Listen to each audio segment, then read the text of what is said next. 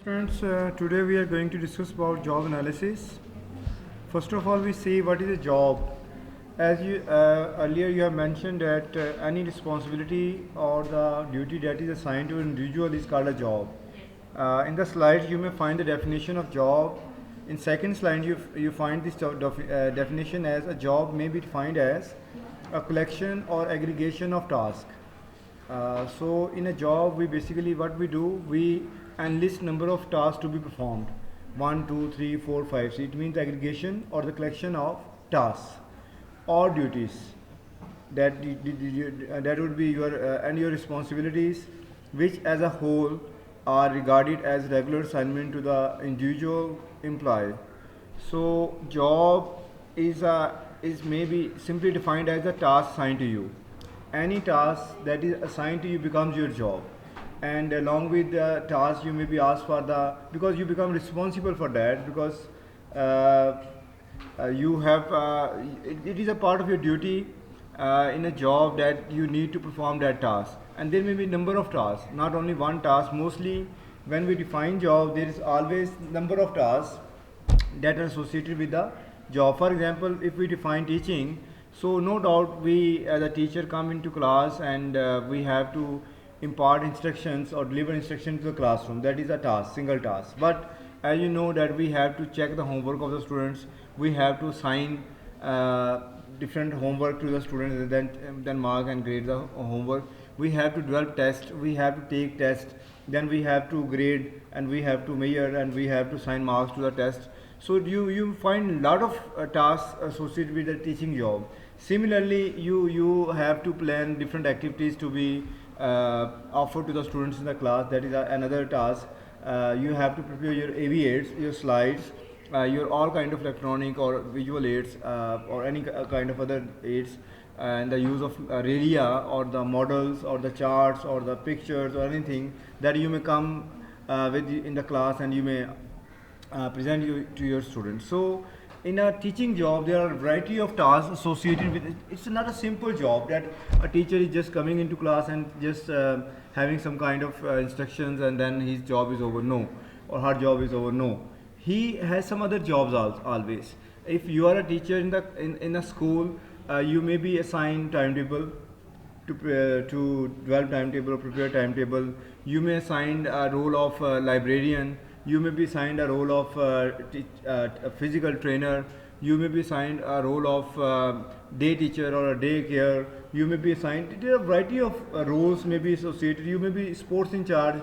You may be in charge of Meena Bazaar. You may be in charge of a tour. You may be in charge of, there are a variety of jobs associated with it. You may be a co-curricular in charge. You may be having your class in chargeship. So you may be laboratory in charge. There are a variety of in chargeships that may be assigned you as your extra duties. So these are called extra duties. These are basically composition of your job, that your job have various tasks and duties to be performed. So as a teacher, just teaching is not supposed to be a single job to be offered, that you come into class and you just deliver instructions. So there are variety of tasks to be associated with teaching itself, and other than there are some extra jobs that you have to perform at your duty. So we can simply find job, in other words, when the total work to be done is divided and grouped into packages, we call it a job. So we have number of assignments, we have number of tasks that are basically divided, and those are grouped again in a single, under the single job, the title of a job. For example, job of a headship has some different tasks to be performed other than a teacher. Class in charge has some other tasks rather than a simple other teacher who may be coming to class and taking single class. So as a job, there may be aggregation of tasks or the collection of tasks under the umbrella of single job. That is called job. Now we come towards today's topic about the job analysis. As we have earlier seen, job itself is a collection of tasks or the aggregation of tasks to be performed by the individual or the employee at anywhere. But as earlier, we also know that what is analysis. Analysis is a process of breaking down something into different components or parts. What is analysis? Process of breaking down something into various components or different parts. That is called analysis. So when we combine job analysis, it means we have to divide the job, we have to analyze the job in various components. So that becomes the job analysis. So here is a definition that job analysis itself is a systematic analysis of each job for the purpose of collecting information as to what the job holder does. So we have to collect the information about the job holder, the person who is doing that job, that what would be his or her role on the job. So under what circumstances, what may be the circumstances, environment, or what sort of difficulties are associated with that, and what are the opportunities are associated with that, and or the tools are required, it is performed, and what qualifications are required for doing the job. So you are basically, with the help of job analysis, we are searching for the information that what kind of tasks to be performed by the individual there at the job place, and what is the environment, what are the hurdles or what are the comforts associated in that particular job, and what are the tools that may be required for the individual to perform that job, and we need to provide that. And afterwards we have to decide what qualification, what experience, what age is required to perform that job. So we basically determine all these things with the help of job analysis. Again, we see a job analysis as defined by the Edwin Flippo, who is a well-known author of HRM, Human Resource Management books.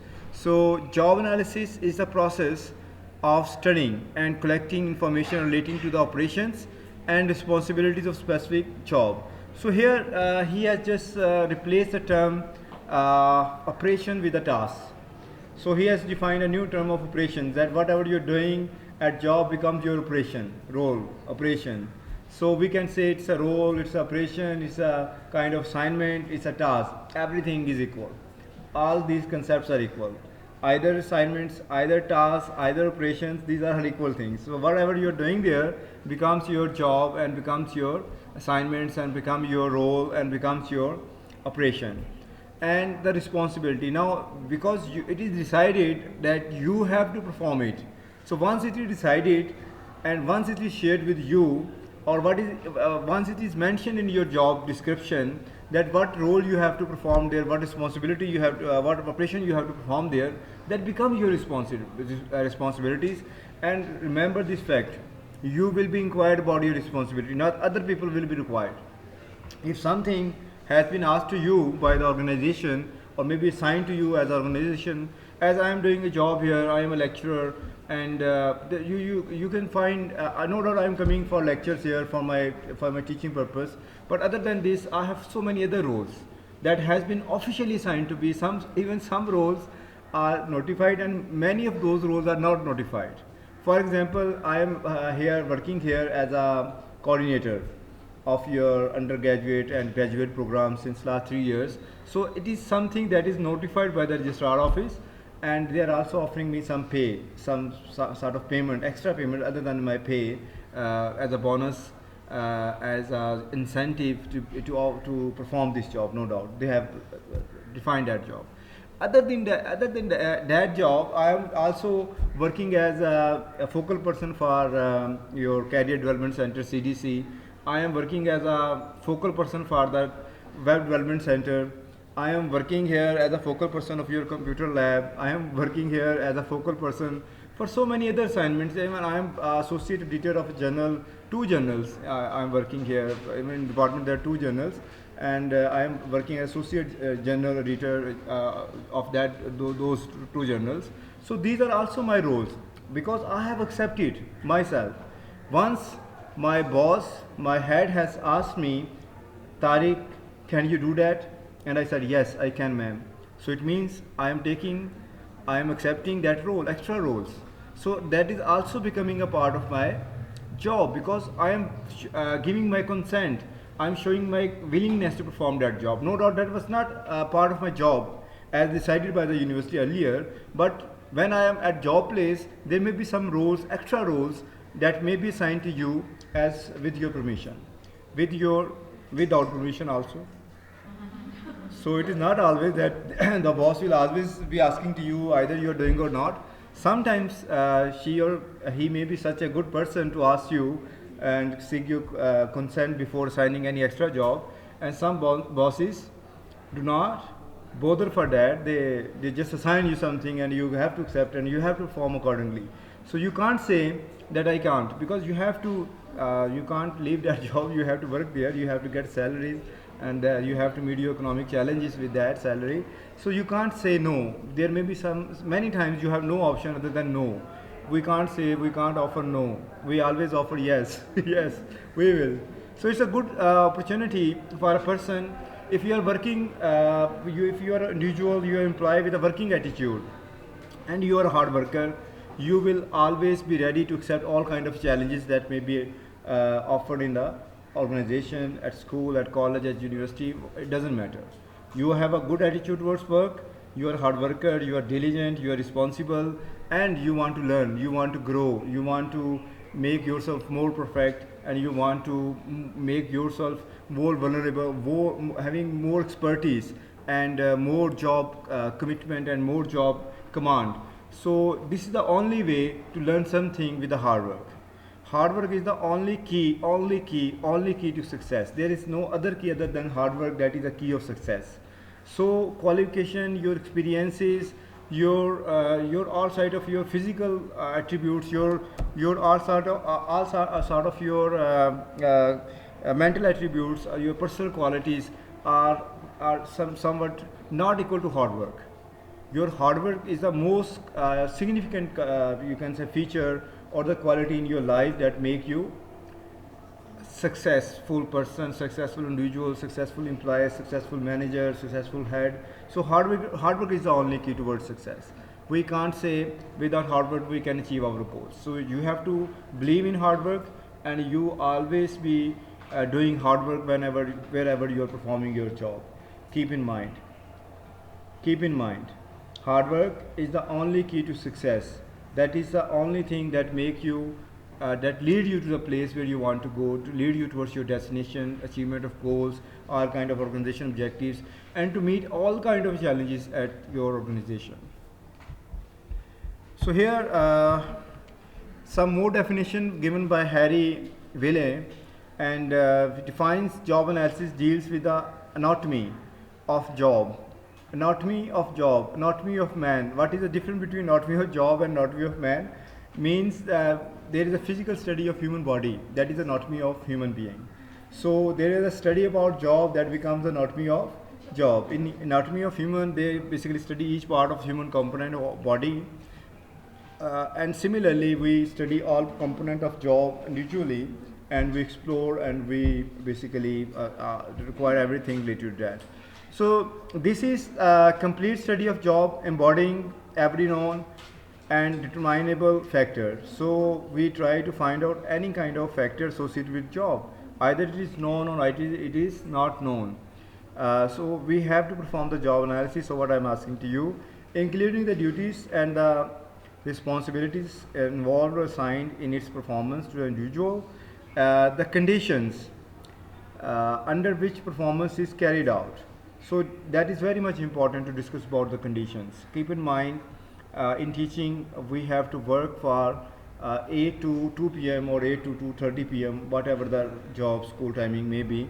But keep in mind there are always certain conditions. We have to reach early at job at least 15 minutes before the start of job. That should be the good indicator of your attitude towards job, that you are punctual, you are regular, and you are reaching before time to school. That should be always focused.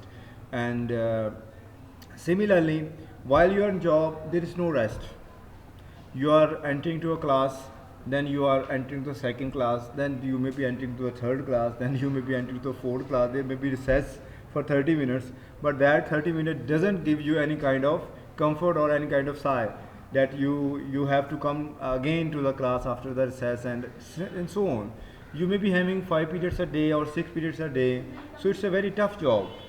It's a very tough job to work continuously in different classes. You may have different sort of your science tasks. In one class you are teaching science or social studies, in second class you may be teaching history, or Urdu, or in one class you may be teaching English. So there may be variety of subjects to be taught in various class, and it becomes very very difficult to be prepared for all kind of subjects to be taught in different classes. So it may be your luck if you're teaching just one sort of subject. It may be a matter of luck, but mostly we see that teacher may be teaching different courses to different levels. So you may be having one class at 2, one class may be in 5, one class may be in 8, one class may be in your 4, or whatever level you are teaching. So it becomes very difficult to manage and to plan everything accordingly. So it's not an easy job to be in the class for 5 periods, 6 periods a day, and each period is comprised of 30 to 40 minutes at least. So it becomes very difficult. It's not an easy job, and it is altogether a mind work. Keep in mind, it's a mind work.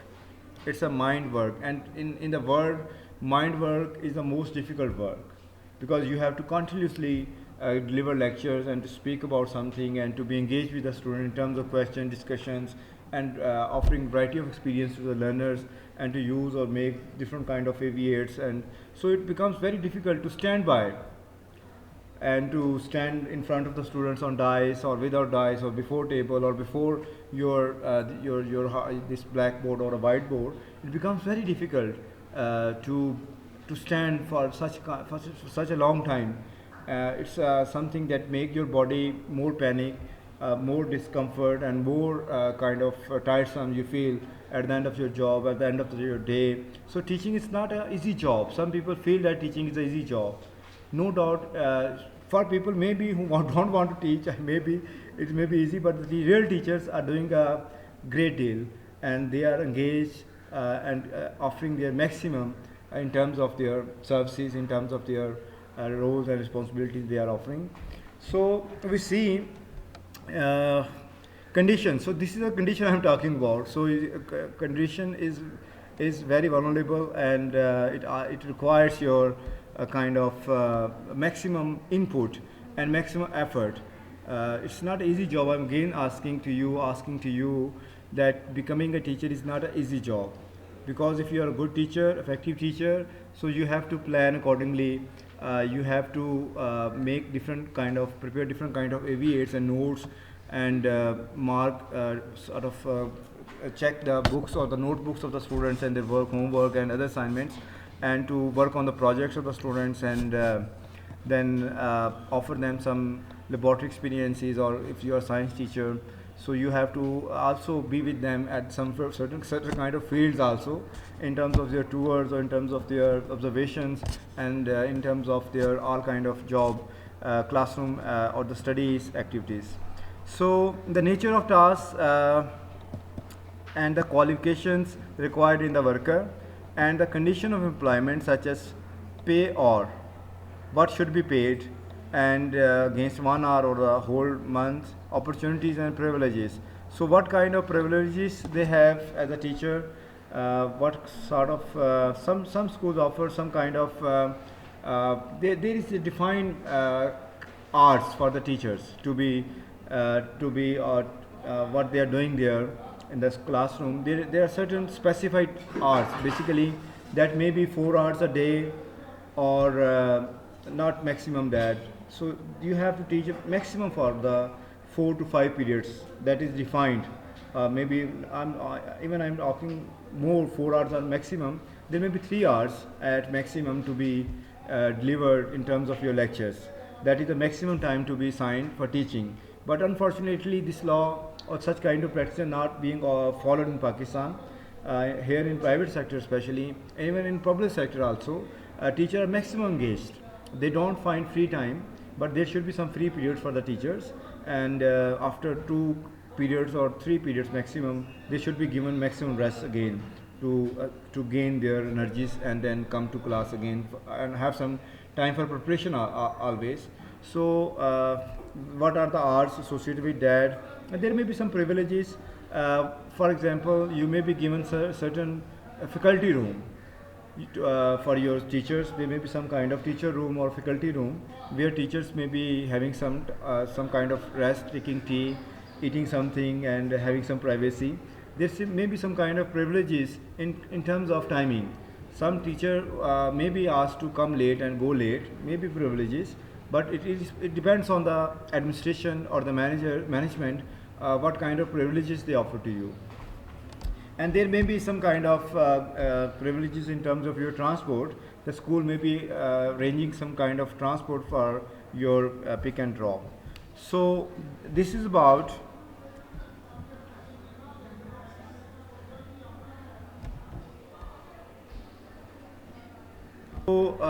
what are the uses of job analysis? We find that job analysis is helpful in human resource planning. Human resource planning is basically related to determine what kind of employees you are required, what number of employees you are required, at what position they are required, and at what places they are required. So it is related to finding out the right number of people for the right number of jobs with the associated with the relevant qualification and experiences. So those qualification experiences and other kind of job requirement are basically we find with the help of job analysis. Then the recruitment, as earlier I have said, that it is related to announcement of the jobs in the organization. So in a mostly you find job ads in newspapers, at certain Facebook or certain social media. So what do you find in the job ad, or that sort of job ad is related to having two components of job specification and job description. So where you come to know about what job actually a person has to perform and what may be the challenge associated with the job. Secondly, the required number of experience of the years experiences, or required number of required qualification, or the skills, extra skills, other skills if there may be required. And sometimes there may be some extra requirement that is also part of your job description, job analysis, that what special thing that you may find in your employee. There may be some sort of requirement that person should having that kind of special skills in particular course, in particular degree program. So there may be extra requirements associated with the job. Selection of the personnel. So that basically job recruitment is altogether is planned with the help of job analysis, because in the job post, when you are announcing the job in terms of job ad, you actually what you are mentioning on job ad is altogether found out with the help of job analysis. So similarly, selection of personnel, when you are going to take the interviews or the test, and afterwards it's a selection process in which we finalize the competent person or the right person for the job. So again, you have to match the person with the job criteria that is defined by the job analysis. So while you are taking interviews, you always keep in mind what is the job criteria. Either that person has that kind of skills, that kind of attitude, that kind of experience, that kind of knowledge, that kind of qualification. So you have to relate your job selection process with the help with the job criteria and job analysis. So again, job analysis give you assistance and kind of help in job selection procedure. Once you have selected someone, now you know there may be some requirements on part of your organization.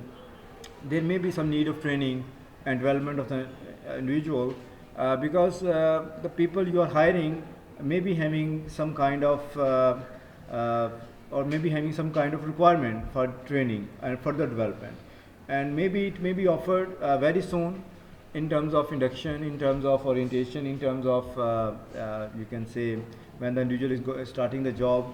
Initially you offer some kind of training to be fitted with the job, and otherwise and mostly we offer trainings when the person is on job and having some kind of experience of a months of years. So along with the job there may be requirement for better skills and better experiences. So for that purpose we hire trainers, and for purpose of motivation, for purpose of sharing skills, for purpose of giving them some more potential on work, we offer them some sort of training. Again, training requirements may be found out with the help of job analysis, because you are continuously working a job, and accordingly you have to enrich the level of job or enlarged job. As a result of your work, you find out how the person what kind of training he or she requires. Because there may be some kind of job enlargement in which we basically what we do, we assign more roles, we assign more duties. That is a job enlargement. And there may be some kind of job enrichment that you may be having some better title for the job. You may be offering a particular title, position in the organization. So there may be some job enrichment or job enlargement, and that may be required further training. So last one is the organization audit. Because when you offer jobs at the organization, prepare yourself for the audit, because finally you will be asked one thing: either you have selected a person who basically has has met all kind of requirements of job. He is the right person for the job, she is the right person for the job or not. So it is a position of audit. They find out really you have selected a person who really deserves that particular job or not. You have selected some, if you have selected some irrelevant person with irrelevant job experience, with irrelevant knowledge and irrelevant kind of qualities, so you may be having some kind of bad consequences. You have to answer this logic. You have to defend your decision. So it's a kind of organization audit that again is in terms of job analysis. They require all kind of information about the job with the help of job analysis. What kind of experiences were required, what qualification was required, and what kind of knowledge and skills or other attributes are required for the job. So they again take help and receive help from the job description and job specification. You may use your job analysis for job evaluation. It means you find out the worth of the job. What money, what cash, what remuneration you offer against the job services is called job evaluation. Job evaluation is the process of determining the worth in terms of remuneration or money to be paid to the employees against their services and their work. Job evaluation is the process of determining the remuneration of the job. Simple. The muawza, the pay on daily basis or either on monthly basis or whatever, or according to your hours, whatever. So it basically give you the sense of payment, that what you offer to your worker, to your employee, in terms of salaries, in terms of daily wages. Job evaluation basically is related to finding out the worth of job in terms of money to be paid, remuneration to be paid. Remuneration to be paid against the job services to the person who is doing the job. Then there is application of job analysis in job design. As earlier I have said, job analysis is helpful to enlarge the job, to enrich the job. So it means that you sometimes organizations offer new kind of titles of jobs. That is a job design. Those organizations who are living organizations basically, they are always in search of new titles. They are always in search of new kind of jobs, names, titles.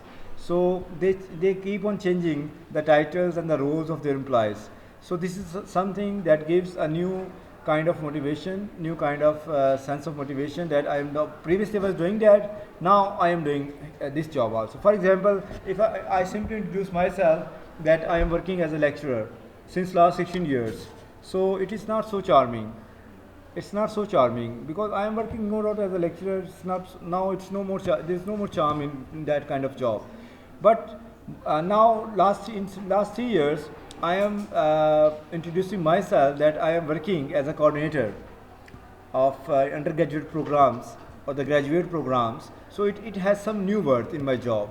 So it's a job design, that you design certain roles or certain entitlements with new roles and new job titles. That is the job design. So you create new jobs, you create new levels for their uplifting, for their promotion, for kind of signing other roles, and to signing some kind of, you can say, respect to the senior employees or the experienced employees, you assign them better role with new title, new position. No doubt there may be some difference in terms of your salary. There may be some. As I've said that if I am working as a coordinator, I am paying. I have been being paid against my services as a coordinator 3,000 extra in my pay. So it may be some kind of very small amount of hundreds or thousands of rupees per month, but amount doesn't matter basically. That job title along with the previous job title matters more. That is a job design, that you design new job. As a designer, you design, for example, if you are designing different suits for the ladies, for the gents. So similarly at job, as a job in HRM, if you are a job designer, you design new jobs. You actually create new jobs. You create new titles, and you create new positions. You introduce new powers. You give them more power and some extra responsibility with job design in terms of job enlargement or job enrichment. So finally, we are coming towards the use of job analysis in performance appraisal. So how you are basically appraised. Performance appraisals means your performance valuation, that how you are performing as a job holder, as an employee. Either you are performing well or you are not performing well, based on certain criteria. What is that criteria? That criteria is again job analysis. Whatever you are asked in your job analysis, in your job ad, same thing is again is used. Same information is being used for your job appraisal and job your kind of performance valuation. So you are again evaluated on your job. Either you are meeting the challenges, either you are meeting the goals, either you are meeting the requirements, either you are meeting the responsibilities, either you are meeting the duties of your job or not, and either you are meeting those job duties in a good manner or a bad manner, or to what extent. You are excellent worker, you are an average worker, you are a good worker, you are a bad worker. So there may be any kind of level of your job performance, a good, bad, or worse, or some kind of best or the excellent worker.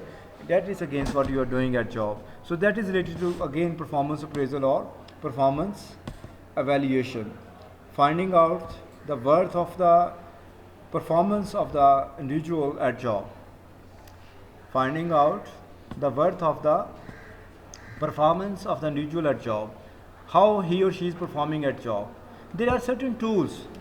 There are so many tools that may be used for this purpose. There are a variety of tools that have been designed by the HRM to basically find out the job, the performance valuation of the employees. There are different methods, no doubt. There may be opportunity in terms of job valuation that there may be performa, simple performa.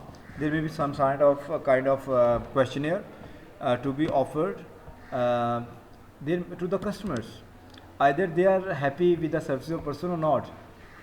So there are different ways to find information about a job, how you are doing job. So there are multiple ways. Even you people are evaluating us. At the end of each semester, you are ranking us, you are evaluating us, every teacher of your semester against your course that you are studying since last 3 semesters, and now again in 4th semester you will do that job. So job performance or performance valuation or performance appraisal are the same concept. So you people are already doing this concept. You are evaluating your teachers, and tomorrow other people will evaluate you. Either they may be your boss, immediate boss, or they may be boss of your bosses or the higher hierarchy. So there may be all kind of things. Then there is requirement. There is always requirement of career planning. That any job that basically is offering you a career is a better job other than a simple job. So people are always looking forward. They want to improve themselves. They want to grow themselves. They want to see themselves growing. So there should be potential opportunities for the employees to develop their career, to develop themselves in upcoming years, in terms of their money they receive, the remuneration they receive, in terms of the respect, in terms of the respect, in terms of the, you can say, kind of powers uh, they can enjoy after some time. They have served an organization for a long time, they are serving, but after some years they need to be promoted, they need to have some kind of other roles and other responsibilities, and they need some kind of uplift in job. So if you are not offering them, what happens, they becomes demotivated, they don't have any kind of taste in that particular job. So to avoid their kind of boredom at job and to avoid any kind of demotivation at job, we need to plan a career path for our employees, and that is also done through job analysis, that in future what kind of potential opportunities you can find associated with the job. So that would be offering more charm and more kind of traction towards job. So any person who is having more skills and competence and experience, they will leave you, or he or she will leave you if you're not offering him or her any kind of career building or career making opportunity. If they're on the same job for many years, they will try to leave your organization and your turnover may be maximum. So we this is the only tool to avoid turnover, that your employee should not leave the organization, especially a senior employee should not leave the organization. If you are offering them a career path, that after some time they will be promoted, they may be having some other designations or other kind of benefits associated with the job. The last one is the safety and health. This is the most important thing, the working conditions. The working conditions you have to find out, because there may be any kind of harm, any kind of challenge, physical harm, or any kind of there may be potential opportunity in a job place, that there may be some kind of harm for the individual. So we need to work on the safety and the health of the employees. Earlier I have said that we cannot compromise the health, because health is the most important thing. Health is wealth.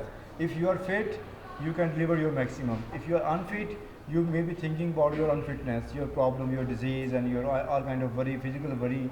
So our employees, our teachers should be physically fit, and for that purpose, we need to ask them and motivate them to have some kind of exercise on daily basis. Even good organizations offer such kind of opportunities, physical activities at their campus, at their school. They may be arranging some kind of table tennis, where employees may have a match and having some kind of physical practice for table tennis. They may be offering badminton, they may be offering cycling, they may be offering some kind of racing units or electrical, you can say walk machines, kind of such things at job place. So but their employees should have some kind of burnout at job, and especially they may be motivated in terms of lecture and seminars, that to keep yourself fit, have some kind of good diet, have some kind of exercise, have kinds of walk, because if you are not keeping in view the physical well-being of the employees, after some time your employee will be weak in terms of their health, and having some serious problematic and chronic problems in their health. So in that terms, you are losing your employee and the potential employee. And if you are not, you can say that employee is working for a long time, and after some time if he or she get illness, so you can't ask him to leave the job. So keep in mind, it is better to keep good health of the employees and keep eyes and watch on the good health of the employees and offer them good opportunities for health. And similarly, safety is equally important. Safety is equally important. There should be no harm for the employees at your job. Any kind of potential problems that may be, you need to keep an eye on that. You need to keep all the parameters, precautions that are necessary. For example, at lab, the teachers and the students both should take precautions to deal with the chemicals and the apparatus. And similarly, the storeroom should be having the all precautions that need to be stored the chemicals and all kind of acids and everything.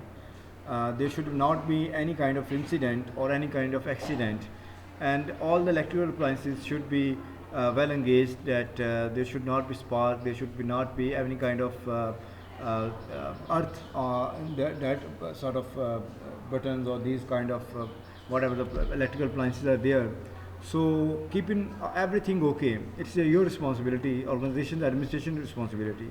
So if there is any kind of hazard, any kind of safety issue, that need to be determined before time, and to take all corrective measures accordingly, and to offer a safe environment to your employee for their work, and to keep them safe and live and healthy, it should be the priority of each organization. And it is again